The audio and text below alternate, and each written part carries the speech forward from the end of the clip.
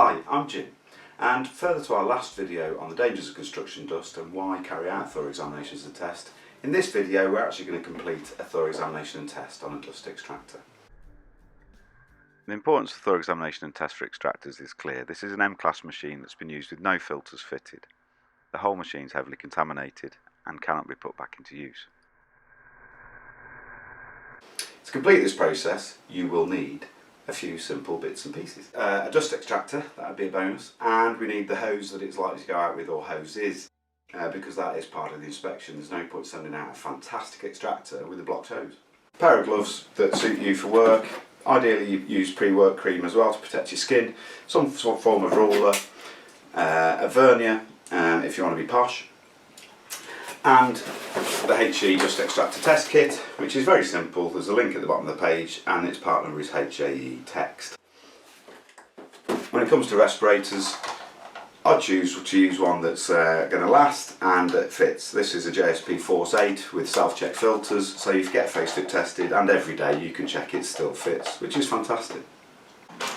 Comfort masks don't really help. They are not rated for construction dust or for protection against fine vapours, gases or paint sprays, so they are really quite limited in their uses. Let's get the equipment together that we're going to need. Firstly, I'll get the dust extractor. This is a H classification dust extractor, and you can see that there on the decal, so it's H classification, and that's the machine that we're going to use for the basis of this test.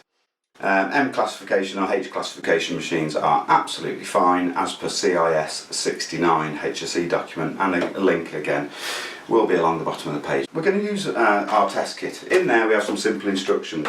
Before we do anything we need to visually examine the machine. There's no point putting it through a complex series of performance tests if it fails the visual examination. In our booklet there's a simple little workbook for engineers and technicians to use.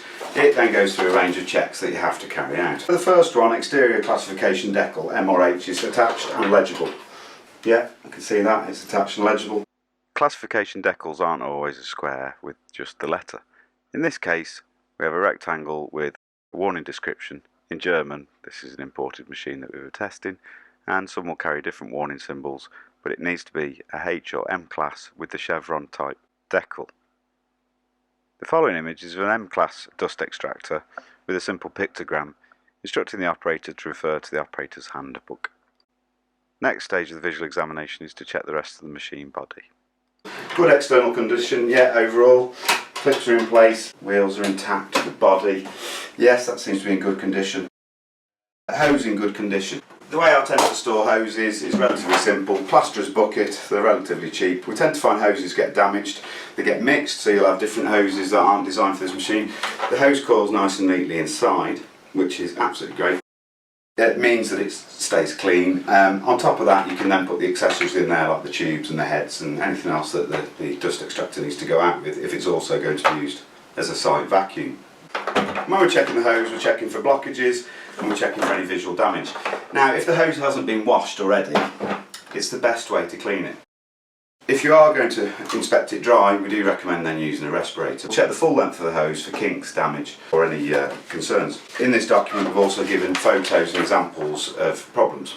There's an example of a hose at the bottom that's kinked. Well, that'll be no good, it's going to restrict, and as soon as the hose is under any sort of loading it's going to close up and restrict air. So as far as visual examination, cable, plugs, switches and selectors, at some stage you need to carry out a combined inspection and test like you would on any power tool or work equipment used in construction or other industries. And a lot of people call it a pat test. It's not a pat test. A pat test is the last stage. This is a combined inspection and test. 99% of the time is spent using your eyeballs to actually check stuff. Once we've carried out that inspection and we've checked that it's fine, we've checked the cable, then you can go ahead and test it based on the classification of the machine. Is it a class 1 or class 2 electrical item of equipment? And make sure you refer to manufacturer's guidelines regarding voltages for test. We then start to look at performance measures. It talks about checking dust at the exhaust port. After the filter, the air coming out of this machine should be clean. So if there's visible dust in and around the exhaust port, that tells me there may be an issue with the machine.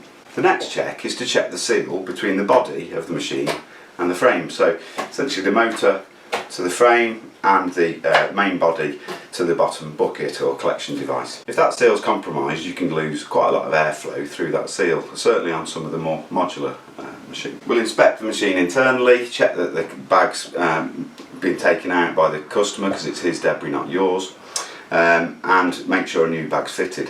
The filter may look dirty. In the past we've always changed filters because they look dirty. It does not mean the airflow will be compromised. They may be perfectly serviceable. So we're going to go through the performance test once we've carried out this. We're also going to check the filters physically. So in this case it's literally a case of undoing the clips and you lift off, and that's the H13 classification filter. So it's a very high performance filter. How to know if that filter is doing its job? Well, if it's not doing its job, dust will go from the filter, through the filter or any gaps, and be on the motor itself. So I literally take off the filter and I inspect to ensure that after the filter we've got cleanliness. If it's dirty here, there has been a compromise with the filters, either the secondary filter, which is H13, or the primary filter that is in the body of the machine. In the short video we saw earlier of a Hilti vac that had been used with no filter fitted, here's the resulting damage.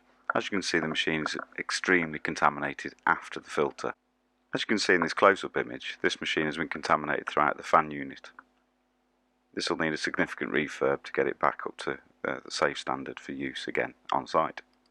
This image shows a non-classified vac with the debris after the filter. So this is the clean side of the machine, and you can see that construction debris and dust has bypassed the filter straight to the air outside. And on this class extractor, contamination is clear. The centre of the machine is after the filter and contamination has bypassed the filter.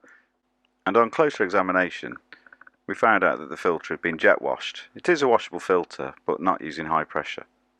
You can see there some damage to the actual filter media.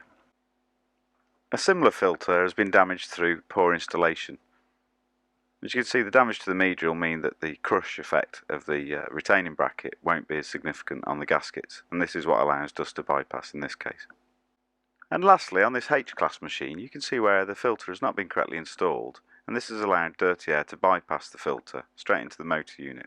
So in the centre there and around the outside, you can see debris is built up after the H-class filter. This machine's clean. That's good news. We're going to use this now to do the performance test element. We ensure that the filters are fitted correctly. We've reassembled the machine, ready for test.